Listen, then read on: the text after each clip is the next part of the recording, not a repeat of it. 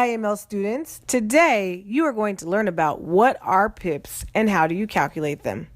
Before we get started, here's a little bit about myself. My name is Adeze Duncan, representing iMarkets Live. Some of you may know me from Forex 101 on IML TV. Also, I was an educator for 10 years, and now I'm here educating you on the facts and methods of Forex. In order to get started on this journey, you need to remember one thing and one thing only. I am a student, always. This is very important for you to remember and to remind yourself of often. You will hear me use this phrase frequently as a reminder that you are a student that is learning a skill that will pay you for the rest of your life. Make sure that you take your time and learn what you need to learn. Pace yourself. Do not compare yourself to anyone else's progress. Always keep a winning mind frame and you will do very well in this industry. Upon finishing this video, you should have a very good understanding of the following questions. Read through them quietly to yourself. As you are taking notes, make sure to pause this video in order to answer these questions. Here is some important vocabulary that you may want to pause the video in order to write down. When you are finished, go ahead and resume. So what is a pip? A pip is nothing more than a unit of measurement that expresses the change in the value of the market. In other words, in the same way that you express time in minutes or in days or in hours, we're expressing the change in the market in pips. If it goes up, it went up a certain amount of pips. If it goes down, it goes down a certain number of pips. It is nothing more than the fourth decimal number after the comma. You see in this picture here, the 13021. And by the way, that's not supposed to be a comma. It's actually a period. So that's really 1.3021. The 1 is the pip position. Now you know what a pip is. How do you actually calculate them? Remember, the pip is the fourth digit. So here's an example. Here's a scenario. You enter NZD/USD at 4.56567 and exit at 4.56772.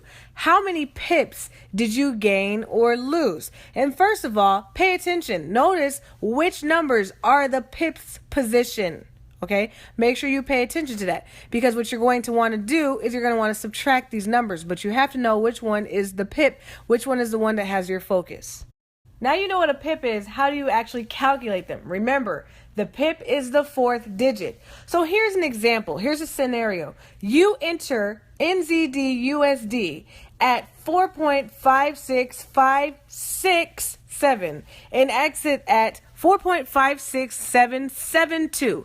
How many pips did you gain or lose? And first of all, pay attention. Notice which numbers are the pips position.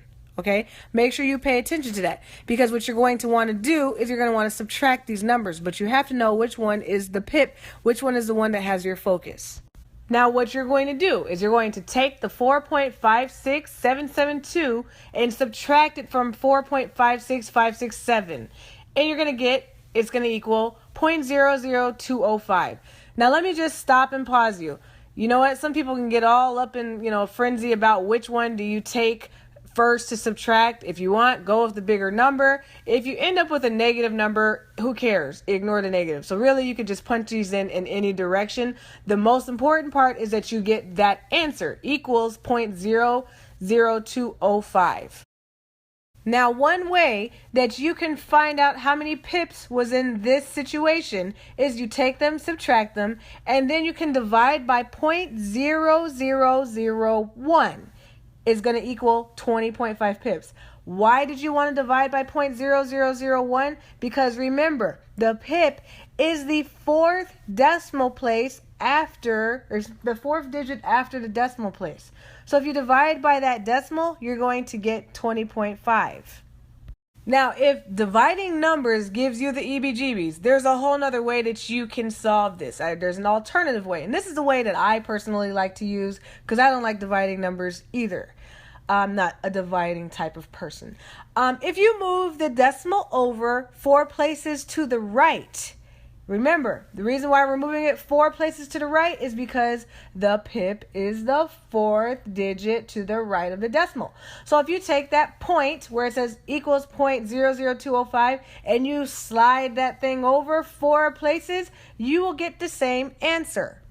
So here's what it looks like in, written out for you, for those of you who are visual people. See how I took the decimal and I slid it? 1, 2, 3, 4 equals 20.5 pips. Super easy, super easy. We're going to do another example, don't worry.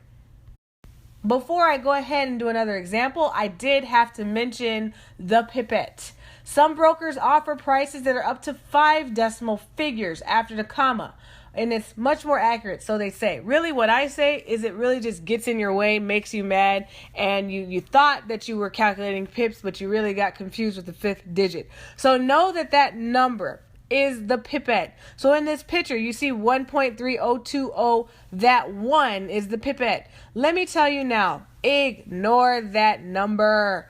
When you're calculating, don't even add it to your calculator. Or if you do, act like it's that invisible friend that you had. Or act like, I don't know how many of you guys had siblings. I had siblings. What I would do is I would pretend they were invisible. It used to make them really mad. I know I'm not the only one who did that. But that's what you do with the pipette. Act like it doesn't exist.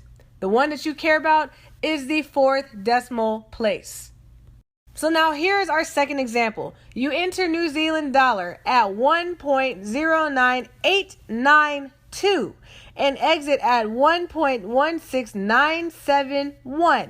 How many pips? So right now, you should have your calculator out.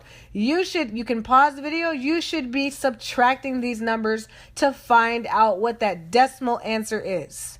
So after taking it, you see that is 1.109892, I think I said that right, minus 1.16971 is going to equal 0.07081. Notice I have this color coded. The 8 is blue because that's the pip. The 1 is red because that's the pipette. And what do we do with the pipette? Ignore them. Now remember, one way you can solve this, if you like to divide numbers, you just take 0.001 and you divide that decimal. So if you have 0.07081 in your calculator, you can hit the divide button and divide by 0.0001. You should get equals 7081. Remember, it's because it is the 4th digit. I'm going to sound like a broken record. 4th digit after the decimal. That's why you divide by 0.0001. And now for my favorite type of way of solving a problem. Remember, once you've got it solved, equals 0.0781, just move the decimal over 4 places to the right. Simple. Here's an example. Take 0.07081, slide the decimal over 1, 2, 3, 4, and there you go. Honestly, the reason why I like this is I can just look right at my phone and see that decimal and mentally see myself sliding the decimal over. But for those of you who like to use your calculators and divide, that's another option. So I just showed you 2 different ways that you can calculate pips. Now let's actually put it in action, because most of us aren't going to be looking at numbers like this. We're going to be looking at the chart. Why am I having you calculate pips like this? Because when you start analyzing charts, you're going to want to start calculating where is your take profit going to be? Where is your stop loss going to be? Now, of course, there are fancy tools like on MetaTrader 4 or TradingView, but to get you started, this is how it works. So let's say you enter, and I already have the entry price at 1.09207, and you exit at where the blue is at 1.08962. What do? You get it. You are going to subtract those numbers. It's going to equal 0.00245. You can slide the decimal over 4 places to the right, and then you end up with 24.5 pips. Hopefully, this is getting more simple. If not, please replay this video. There are some exceptions to the rules, such as yen pairs and gold pairs. In yen and gold pairs, the second decimal figures after the comma is the pip. So, for instance, look down here. It says, if USD JPY rose from 103.25 to 103.26, that deviation was 1 pip. Notice there's not 4 decimal places. There's not 4 digits after the decimal. This only applies to yen and gold pairs. Here's a really awesome picture that you can snapshot for your notes. Take a screenshot of it, take a picture of it, write it down until you get it.